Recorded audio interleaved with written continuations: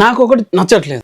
OG movie collections world wide దాదాపు 298 కోట్లు collect చేసింది. మూవీ బ్రేక్ ఈవెన్ వాల్యూ వచ్చేసి 174 కోట్లు. ఓవరాల్ గా మూవీ కలెక్ట్ చేసింది 179 కోట్లు. అంటే 5 కోట్ల ప్రాఫిట్స్ అయితే ఓజీ మూవీ కలెక్ట్ చేసింది. ఎక్కడ ఇది వరల్డ్ వైడ్. ఏపీ తెలంగాణలో బిజినెస్ వచ్చేసి 145 కోట్లు చేశారు. వచ్చిన కలెక్షన్స్ 134 కోట్లు. అంటే దాదాపు 9 కోట్లు నష్టం ఏపీ తెలంగాణలో. ఇది ఓజీ మూవీ. అలాగే సలార్ మూవీ మిగతా అంతా బాగా హిందీ గానీ ఓవర్సీస్ గానీ అంతా బాగా రన్ అయినా కూడా ఏపీ తెలంగాణలో దాదాపు 10 కోట్ల వరకు లాస్ వచ్చింది. ఫైనల్ రన్ లో కూడా ఓవరాల్ గా 10 crores లాస్ మూవీకి. సలార్ మూవీ వచ్చేసి వరల్డ్ వైడ్ వచ్చిన కలెక్షన్స్ 630 కోట్లు. మూవీ బ్రేక్ ఈవెన్ వాల్యూ వచ్చేసి 345 కోట్లు షేర్ కలెక్ట్ చేయాలి. 47 కోట్ల షేర్ కలెక్ట్ చేయాలి. ఓవరాల్ గా మూవీ ఫైనల్ రన్ అయ్యేసరికి 338 కోట్లు కలెక్ట్ చేసింది. అంటే దాదాపు 9 కోట్ల నష్టం అయితే చూసింది ఓవరాల్ గా సలార్ మూవీ. నాకు ఇక్కడ నచ్చని పాయింట్ ఏంటంటే దేవర మూవీ. దేవర వచ్చేసి వరల్డ్ వైడ్ దాదాపు 450 కోట్లు కలెక్ట్ చేసింది. ఆ ఏపీ తెలంగాణలో 125 కోట్లకి బిజినెస్ చేస్తే దాదాపు 162 కోట్లు కలెక్ట్ చేసింది. 40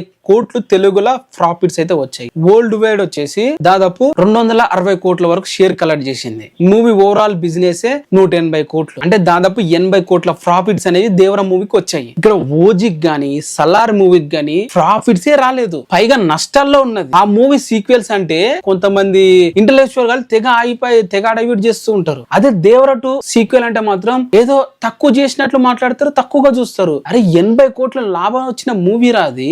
ఇక్కడ లాభాలు కూడా లేదు, నష్టాలతో నడుస్తున్న మూవీస్ కి సీక్వెల్ వస్తే మీరు అయిపోతున్నారు. మరి 80 కోట్ల లాభం వచ్చిన మూవీకి సీక్వెల్ వస్తుందంటే ఎందుకు ట్రోల్ చేస్తున్నారు? మీకు అర్థం అవ్వాలి ఈ పాయింట్. ఇప్పుడు నేను ఎందుకు చెప్తున్నా అంటే స్పెషల్ ఈ మూవీలా అక్కడ పవన్ కళ్యాణ్ ని లేకుంటే ప్రభాస్ గారిని తక్కువ చేస్తున్నట్లు కాదు. పాయింట్ ఏంటంటే భయం. 80 కోట్ల లాభాలతో ఉన్న దేవర మూవీ 2 వస్తే ఇంకెక్కడ 160 కోట్ల లాభాలు తీసుకొస్తుందని భయం. ఆ భయంతోనే మూవీ మీద ట్రోల్స్ అండ్ ఆ సక్సెస్ ఇంకా మనం దాటలేకపోతున్నామని చెప్పి ఇంకా ఒక భయము, ఇవన్నీ క్యారీ అవడం వల్ల మూవీ మీద కావాలని ఇలాంటి వాళ్ళు తక్కువ చేస్తూ ఉంటారు దేవర మూవీని. మూవీ బాగాలేకపోతే అంత కలెక్ట్ చేయదే. ఆ మూవీ జనాలకు నచ్చకపోతే, ఫ్యామిలీ ఆడియన్స్ ఎక్కకపోతే అంత కలెక్ట్ చేయదే. సలారు ఫ్యామిలీ ఆడియన్స్ కి జనాలు అందరికి నచ్చింది కదా, మరి ఎందుకు లాస్ వచ్చింది? ఓజీ కూడా అందరికి బాగా నచ్చింది కదా, మరి ఎందుకు లాస్ వచ్చింది? మీకు రీజన్ మీకు అర్థం అవుతుంది కదా. కొంతమంది కావాలనే చేస్తున్నారు. అవన్నీ మీరు పట్టించుకోకండి. డెఫినెట్ గా దేవర 2 ఉంటుంది. దానికి సంబంధించిన అప్డేట్ తొందరలో రావచ్చు. కొట్టాల శివ గారు డిసైడ్ అయిన తర్వాత. ఎందుకంటే త్రివిక్రమ్ ప్రాజెక్ట్ తర్వాత మనకి ఒక సర్ప్రైజ్ అయితే ఉండబోతుంది.